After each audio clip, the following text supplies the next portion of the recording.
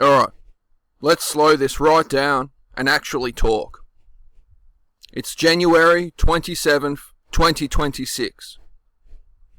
Yesterday was Australia Day, or Invasion Day, depending on who you ask. If you spent any time online, you'd think this country was on the verge of tearing itself apart. Fires, fights, extremists, police everywhere, bomb squads, viral clips looping non-stop. It looked like chaos. But the first thing that needs to be said, because the media rarely does, is this. Most Australians weren't part of any of that. They were at the beach, at barbecues, at family gatherings, at citizenship ceremonies, or just enjoying a public holiday. Australia didn't collapse yesterday. What happened instead is that a small number of incidents hijacked the entire narrative. And that didn't happen by accident. Before we get into why, let's go through what actually happened. Calmly and clearly, without hype, across the major cities. Invasion Day rallies went ahead as expected. Melbourne reportedly saw tens of thousands of people. Sydney, Brisbane, Perth, and Canberra. Alongside those rallies, March for Australia events, particularly in Sydney, focused on immigration and national identity. Police clearly anticipated trouble. In Sydney alone, more than 1,500 officers were deployed after weeks of online threats and escalating rhetoric. Despite that, things still escalated. The most serious incident happened in Perth. Police say a man threw a device into an Invasion Day rally crowd at Forest Place. A 31-year-old man was arrested at the scene. Authorities described the device as a glass container containing ball bearings and screws wrapped around an unknown liquid, and confirmed it was being investigated as potentially explosive. The area was shut down, bomb squad attended, and police weren't blunt about the risk. This wasn't symbolism. This wasn't protest theatre. This was a situation that could have seriously injured or killed people. Once that line is crossed, everything else becomes secondary. Whatever your cause is, it doesn't survive contact with that level of recklessness. Earlier in the day, Brisbane produced one of the most widely shared images. Footage circulated of an Australian flag being set on fire at an Invasion Day rally, with people around cheering, stomping on it, celebrating the act. Politicians reacted almost instantly. Social media exploded. Arguments broke out about free speech, criminalisation, and whether flag burning should be illegal. Here's the reality that gets buried under outrage. Burning a flag, it doesn't add context. It doesn't persuade anyone who wasn't already convinced. It exists for one reason: to provoke an emotional response. And that's where the contradiction starts to show.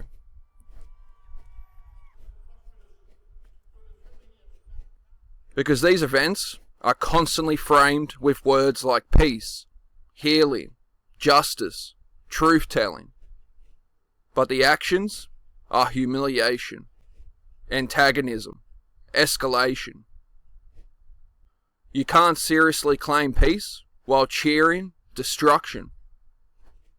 That's not peace. That's performance. Sydney then delivered another flashpoint. At a March for Australia rally, a 31-year-old man was charged and arrested after making a speech police allege contained neo-Nazi ideology and hate speech. Reporting almost noted extremist chants occurring around speakers. This matters for a simple reason. Extremists don't quietly attend rallies. They try to claim them. They want the clip. They want the photo. They want the moment that lets them say, "This is ours now." If a movement tolerates that, excuses it, or looks the other way because they are on the same side, then it forfeits any claim to moral seriousness. That standard applies universally. Melbourne saw multiple incidents that crossed from protest into outright criminal behaviour. Police investigated assaults, including one where 4 men allegedly racially abused 2 people, chased them, smashed a car window, and one allegedly performed a Nazi salute. That's not debate. That's not patriotism. That's tribal aggression wearing political costumes. Canberra followed a similar pattern. Hundreds of Invasion Day protesters reported surrounded a smaller March for Australia group outside Parliament House. Police intervened, created separation, and arrested a 37-year-old man. When politics becomes identity warfare, persuasion disappears and intimidation takes its place. Then there's the viral clip almost everyone has seen by now. A man on an e-bike abusing an elderly couple holding Australian flags.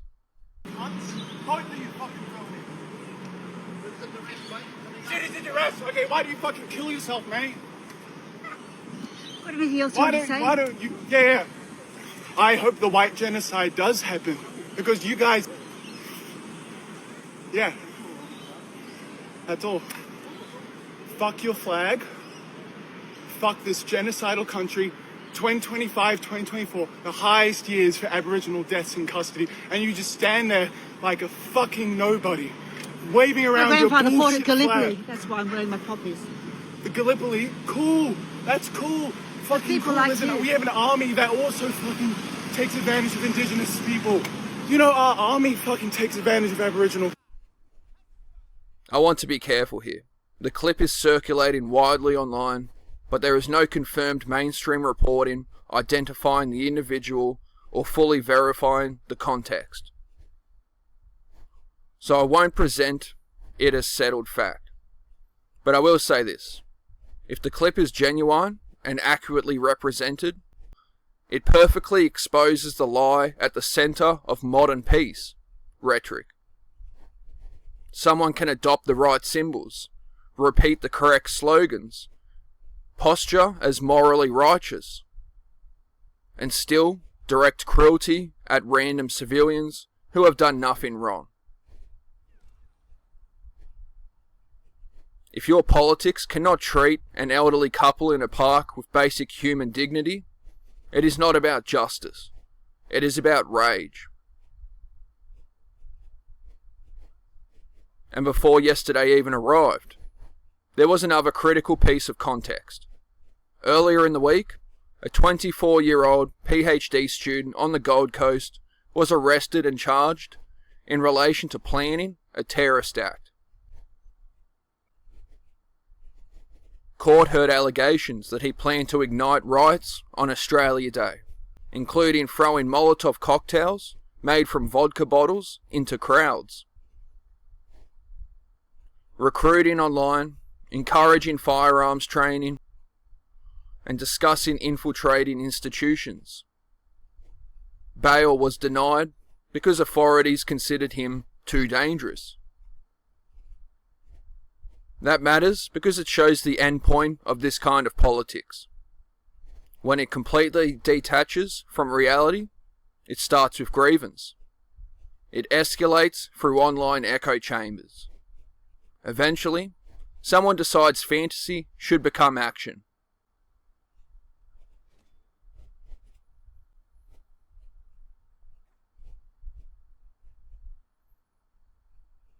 Now here's where I want to be absolutely clear, because this part gets twisted every time. Everyone has the right to fight for something in their own country.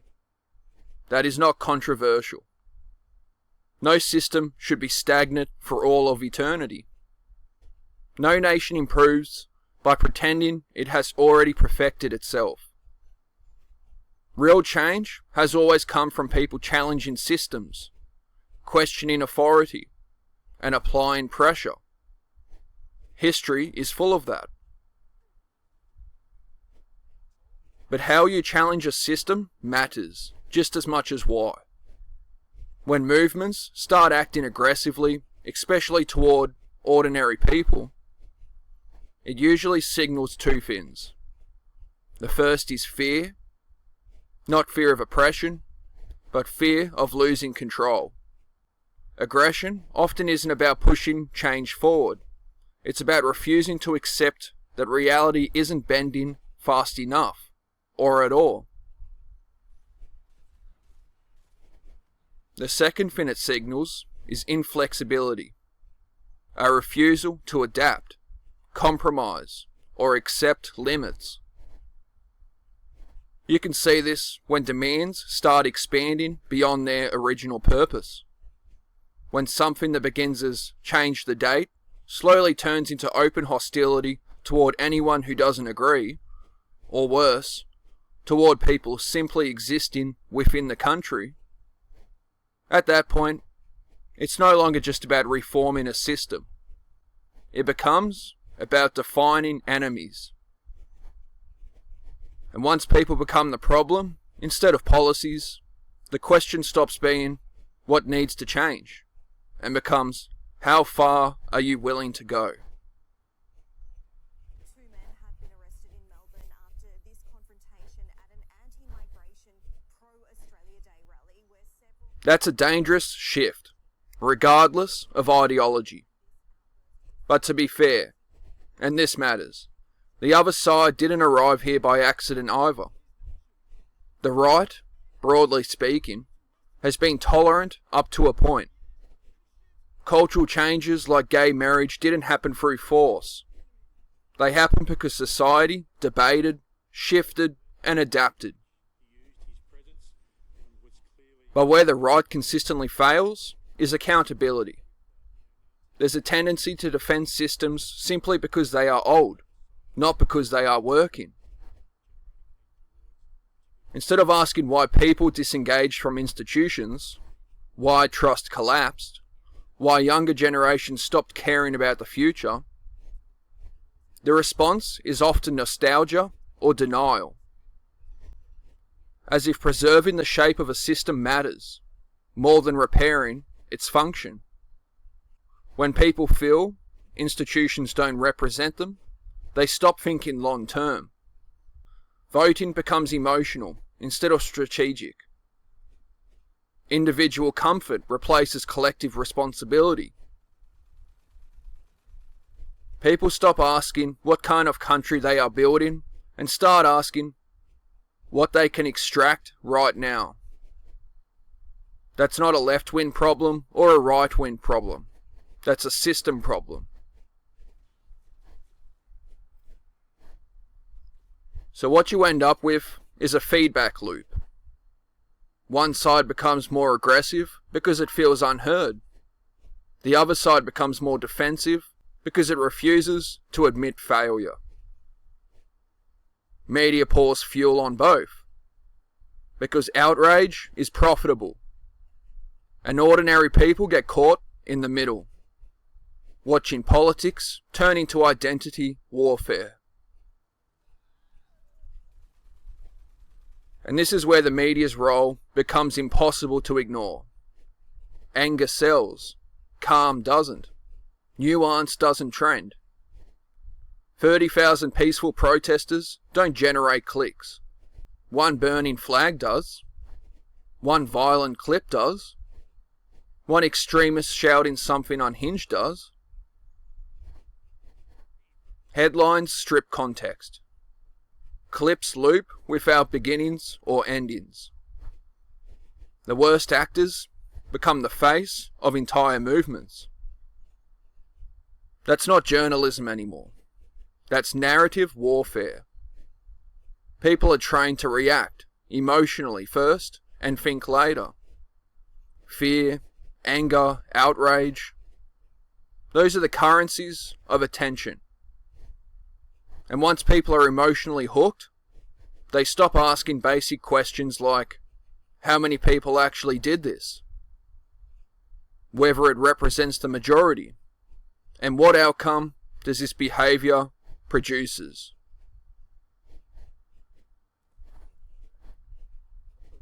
Into that environment step people who are already angry, already disconnected, already searching for meaning. For them, rage provides identity. The crowd provides belonging. The viral clip provides validation. That's why so many people talk about peace while behaving like anger is the goal. Peace doesn't give dopamine. Peace doesn't make you feel powerful. Peace doesn't give you enemies to blame for personal failure. Anger does. Crowds make it worse. Responsibility dissolves. Behaviour escalates. The loudest actions get applause. Moderate voices disappear. People who would never behave this way alone suddenly do it because the crowd rewards them. But here's the part that gets lost in all the noise. None of this changed anything. No policy was rewritten because a flag burned. No injustice was corrected because someone was intimidated. No historical wound was healed because a device was thrown into a crowd. All that happened was attention was fed, fear was amplified, and trust eroded a little more. Meanwhile, the people who actually keep this country running, workers, families, migrants, Indigenous Australians who just want stable lives, were invisible. And that's the real danger. Because when rage dominates the story, normal people withdraw. They disengage. They stop trusting institutions, media, and each other. And that vacuum gets filled by more extreme voices. Australia didn't change yesterday, but it revealed something clearly. It showed how easily peace language can be used as cover for anger. It showed how media incentives reward the worst behaviour and punish restraint. And it showed how a small number of people can hijack the narrative of an entire nation. Real peace doesn't burn. It builds. Real justice doesn't intimidate. It lasts. And real strength doesn't need a crowd to feel more important. The loudest people yesterday weren't the strongest. They were the weakest, shouting because they had nothing else to offer. Australia belongs to the people who show up every day, do the work, challenge systems without destroying them, and don't need to scream to matter. That's the reality.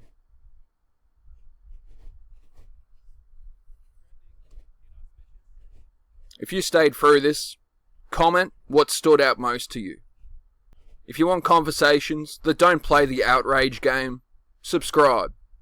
Rage is easy. Building something worth defending is hard. See you next time.